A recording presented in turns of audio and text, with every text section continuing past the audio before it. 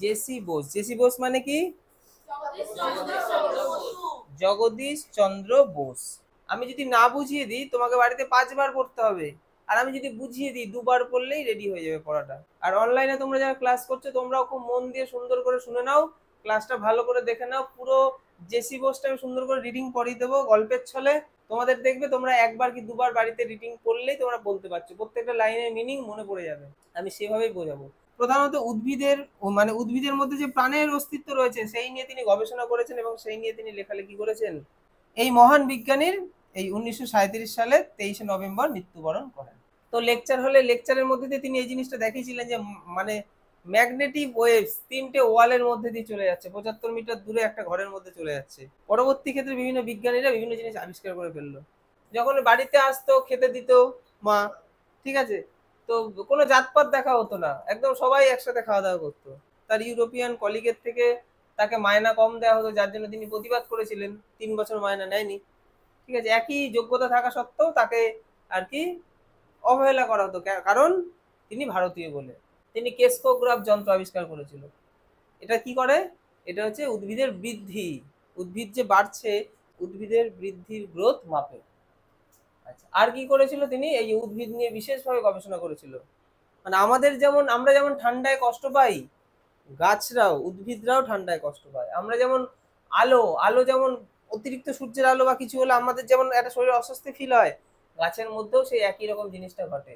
অতিরিক্ত শব্দে যেমন আমরা ডিস্টার্ব ফিল করি, গাছও তেমন করে। তাহলে গাছের সাথে আমাদের তুলনা রইলো না তো সেরকম কিছু, খুব একটা পার্থক্য তো পাচ্ছি না। তার মানে আমাদের যেমন প্রাণ আছে গাছেরও প্রাণ আছে। তিনি এই জিনিসটা কিন্তু জনসমক্ষে নিয়ে এসেছিলেন। তারপর তিনি বোস ইনস্টিটিউট, এই যে কলকাতায় বোস ইনস্টিটিউট, যেখানে বিজ্ঞানের বিভিন্ন গবেষণার কাজে ছেলে মেয়েরা মানে পড়াশোনা করতে পারবে, গবেষণা চালাতে পারবে, সেই বোস ইনস্টিটিউট তিনি মানুষের সামনে নিয়ে এসেছিলেন। J C Bose a beautiful mind, মানে জগদীশ চন্দ্র বোসের যে সুন্দর একটা মাইন্ড ছিল। আচ্ছা, a biography is the life story of someone. কোনো একজনের লাইফ স্টোরি দেখা যায় কোথায়? বায়োগ্রাফিতে, মানে তার সারা জীবনের বিভিন্ন ভালো ভালো জিনিসগুলো বায়োগ্রাফিতে দেখা যায়। ইউজুয়ালি এমিনেন্ট, মানে মহান মহান ব্যক্তিদের। ছোটখাটো না, তুমি আমি কিছু তেমন তো করিনি, তাহলে আমাদের কেন বায়োগ্রাফি তৈরি হবে? মহান ব্যক্তিদের তৈরি হয়। The person may be alive or dead, সেই মানুষটা বেঁচে থাকুক বা মৃত থাকুক, তার তার বায়োগ্রাফি আর কি তৈরি হতে পারে। Biographies are always written by somebody, biography সবসময় অন্যের দ্বারা লেখা হয়ে থাকে, other than the person himself. We read biographies of eminent person, আমরা মহান মহান ব্যক্তির বায়োগ্রাফি কি পড়েছি, সো দ্যাট, যাতে we may be learn about them, যাতে আমরা তাদের সম্বন্ধে জানতে পারি, and try to be like them, এবং তাদের মতো হওয়ার চেষ্টা করতে পারি। আমাদের পড়া উচিত মহান মহান ব্যক্তির বায়োগ্রাফি। তাহলে কি হবে, আমরা যে সার্কেলের মধ্যে থাকি না, সেই সার্কেলে তো সবাই সাকসেস নয়, তাদের মাথায় বিভিন্ন জিনিস চলে, আমাদের মাথায় চলে আসে।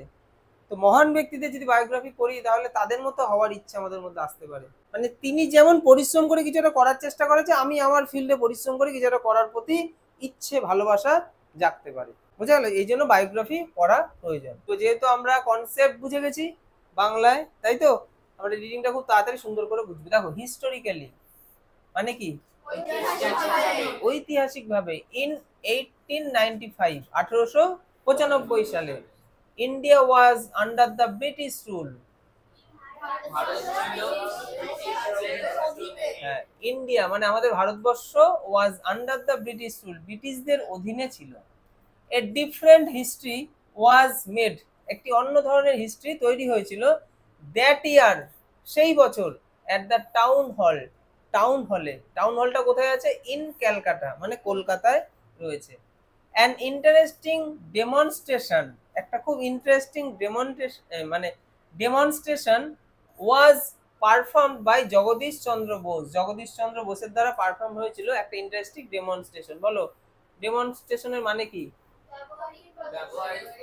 হ্যাঁ, মানে একটা প্রদর্শনী তিনি করছিলেন, যেটা মানে ব্যবহার করা যেতে পারে, এইরকম ভাবে জিনিস তৈরি করা যেতে পারে, সেই ব্যবহারিক প্রদর্শনটা তিনি জগদীশ চন্দ্র বসু পারফর্ম করে দেখিয়েছিলেন। অ্যান্ড অ্যাসিস্ট্যান্ট, এবার জগদীশ চন্দ্র বসু সম্বন্ধে বলা হচ্ছেন, তিনি কে? হঠাৎ করে জগদীশ চন্দ্র বসু, এই লোকটা কে?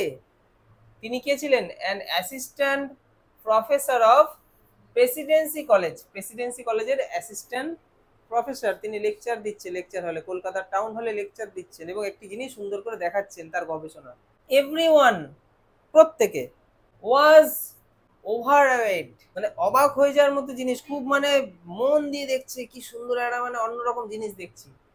হোয়েন, যখন দ্য ইলেকট্রোম্যাগনেটিক ওয়েভসটা ট্রাভেলড মানে যাচ্ছিল, ফ্রম দ্য লেকচার হল, মানে যে হল থেকে তিনি লেকচার দিচ্ছে সেই লেকচার হল থেকে, টু এ থার্ড রুম, 3 নম্বর কক্ষে বা 3 নম্বর ঘরে, 75 মিটার্স অ্যাওয়ে, 75 মিটার দূরের একটি ঘরে চলে গেল। উনি দেখালো ইলেকট্রোম্যাগনেটিক ওয়েভস কিভাবে এই ঘরে ছিল, এই ঘর থেকে ওই 3 নম্বর ঘরে চলে গেল। তো এই জিনিসটা দেখে সবাই আর কি মন্ত্রমুগ্ধ, কি সুন্দর, মানে এটা অবাক করা ব্যাপার। এখন তো আমাদের কাছে কোনো কিছুই অবাক নয়, বিজ্ঞানীরা সবই তো আবিষ্কার করে দিয়েছে, আমরা এখান থেকে ফোন করি আমেরিকায় আমার মাসির সাথে কথা বলছি। তখন তো এটা পসিবল ছিল না, তাই না? তখন বন্ধুকে ডাকতে তার বাড়িতেই যেতে হবে, এখন তো ফোন করে কিরে চলে আয়, তাই তো। দিস ওয়েভস মানে তরঙ্গ, দিস ওয়েভস পাস্ট কি পাস করছিল থ্রু, কোনো কিছুর মধ্যে দিয়ে গেলে সেটা কি বলে, থ্রু 3 সলিড ওয়ালস, 3টে সলিড দেওয়ালের মধ্যে দিয়ে। ফাঁকা জায়গা দিয়ে যেতে পারে ঠিক আছে, সলিড যার ভেতর দিয়ে কেউ ঢুকতে পারবে না, কি করে ওয়েভসটা ঢুকছে? 3টে সলিড দেওয়ালের মধ্যে দিয়ে ঢুকতে পারছে মানে তো বিরাট কিছু করতে পারে, এরকম একটা ব্যাপার। দিস ওয়াজ এ রিমার্কেবল, এটা একটা খুব রিমার্কেবল মানে কি স্মরণীয়, অ্যান্ড পাথ ব্রেকিং ইনসিডেন্ট, এটা ছিল একটা পাথ ব্রেকিং ইনসিডেন্ট, এমন একটা ঘটনা যেটা থেকে আগামী দিনে বিভিন্ন নতুন নতুন বিজ্ঞানীরা বিভিন্ন জিনিস গবেষণা করে আবিষ্কার করতে পারবে। Which paved the way for future research, যেটা ভবিষ্যৎ রিসার্চের পথ দেখাবে অল ওভার দ্য ওয়ার্ল্ড, সারা বিশ্ব জুড়ে, তাই না? থমাস আলভা এডিসন, নাম শুনেছো? ইনি বাল্ব আবিষ্কার করেছিল। তার আগে কেউ বাল্ব আবিষ্কার করেনি, লাইট বলে কিছু ছিল না, আগুন ধরাতে হতো তাতেই আলো পড়ো।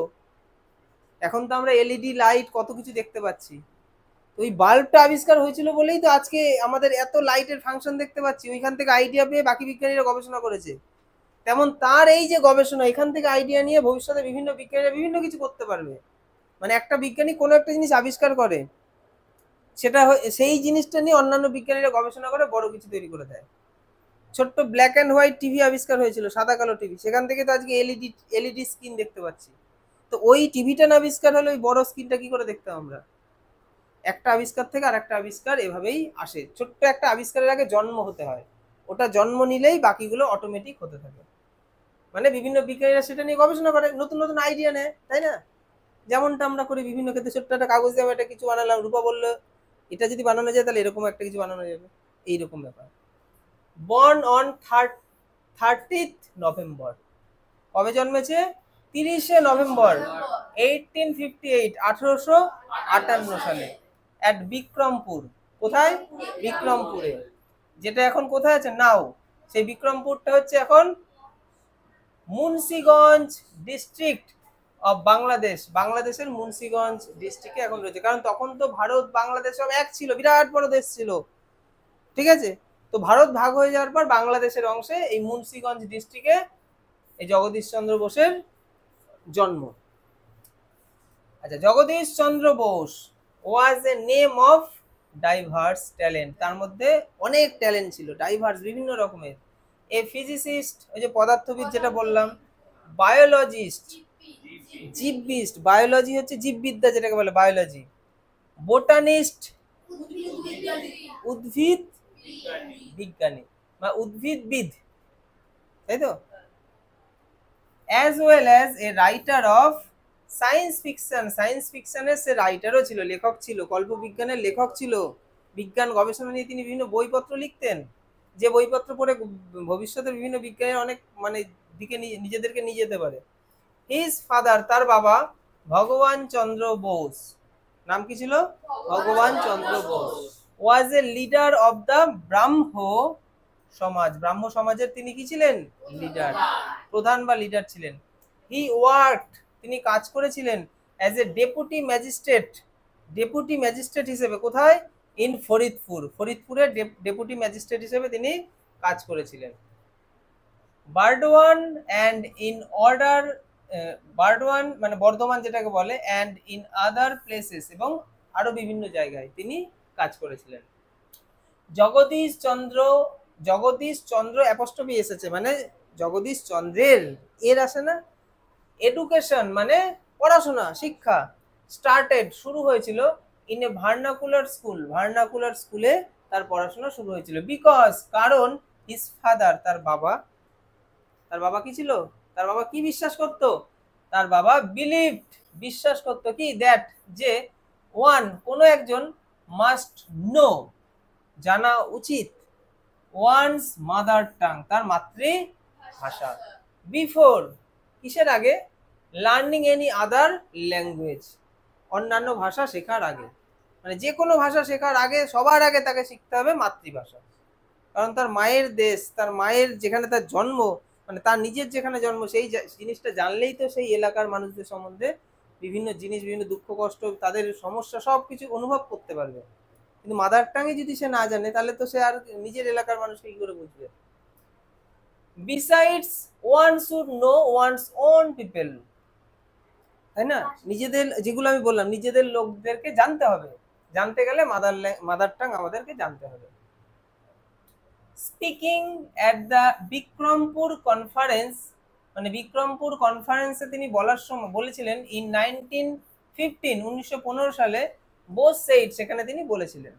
তাহলে speaking at the Bikrampur conference, তাহলে বিক্রমপুর কনফারেন্সে মানে বলেছিলেন 1915 সালে, বোস কি বলেছে দেখ, অ্যাট দ্যাট টাইম সেই সময়ে, সেন্ডিং চিলড্রেন বাচ্চাদেরকে পাঠানো হতো, টু ইংলিশ স্কুল, কোথায় পাঠানো হতো? বিভিন্ন ইংরেজি মাধ্যম স্কুলে, ওয়াজ এ প্রিভিলেজ স্ট্যাটাস সিম্বল, একটা প্রিভিলেজ স্ট্যাটাস, একটা স্ট্যাটাস দেখাবে যে আমার সন্তান ইংলিশ মিডিয়ামে পড়ে, বাচ্চাটা বলে আমি ইংলিশ মিডিয়ামে পড়ি, একটা সমাজে একটা স্ট্যাটাস তৈরি হবে।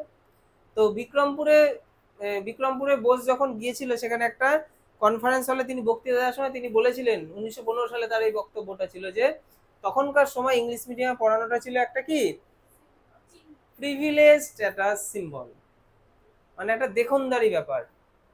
In the vernacular school to which, যেখানে আই ওয়াজ সেন্ট আমাকে পাঠানো হয়েছিল, the son of the Muslim attendant of my father sat on my right side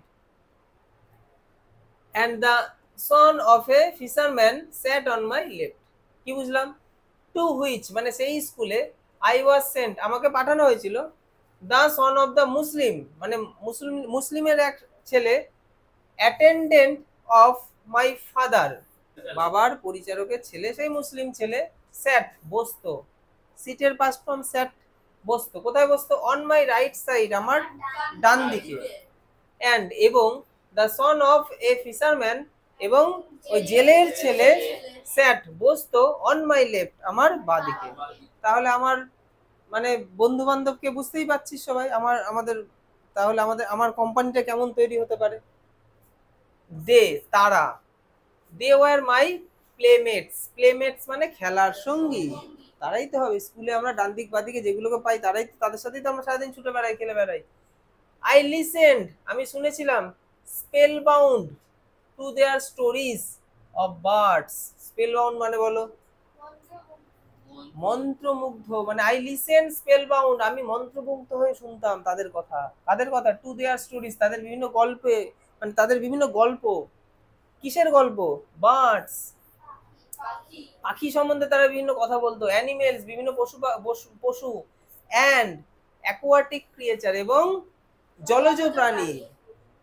তো তারা যেহেতু গ্রামের খেটে খাওয়া মানুষদের পরিবারের সন্তান, তাই তারা চারপাশে যে জিনিসগুলো দেখছে সেই জিনিসগুলোই তো তাদের মুখে বা মনে বা গল্পে চলবে, তো সেগুলো তারা বলতো আর আমি সেগুলোই শুনতাম, মন্ত্রমুগ্ধ হয়ে কি সুন্দর লাগতো, কি সুন্দর সুন্দর জিনিস আমাদের পৃথিবীতে রয়েছে। পারহ্যাপস, পারহ্যাপস মানে কি কে বলতে পারবে? যদিও, এই লিঙ্কার গুলোর মানে জানতে হবে, তা নাহলে আমরা সেন্স তৈরি করতে পারবো না। দিস স্টোরিজ পারহ্যাপস যদিও, দিস স্টোরিজ এই স্টোরিগুলো ক্রিয়েটেড ইন মাই মাইন্ড, আমার মাইন্ডে তৈরি করতো এ কিন ইন্টারেস্ট, একটা ইন্টারেস্ট তৈরি করে দিত, আমার মধ্যে ইন্টারেস্ট উৎসাহ চলে আসতো। ইন ইনভেস্টিগেটিং, ইনভেস্ট মানে কি বলে, হ্যাঁ, তদন্ত করার জন্য, the workings of nature, nature সম্বন্ধে তদন্ত করবো আমি, নেচারকে আরো ভালো করে জানবো।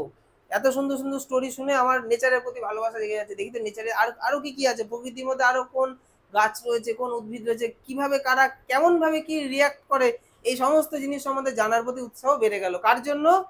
ওই বাচ্চাগুলোর মানে বন্ধুগুলোর মুখ থেকে বিভিন্ন কাহিনী আমি শুনতাম।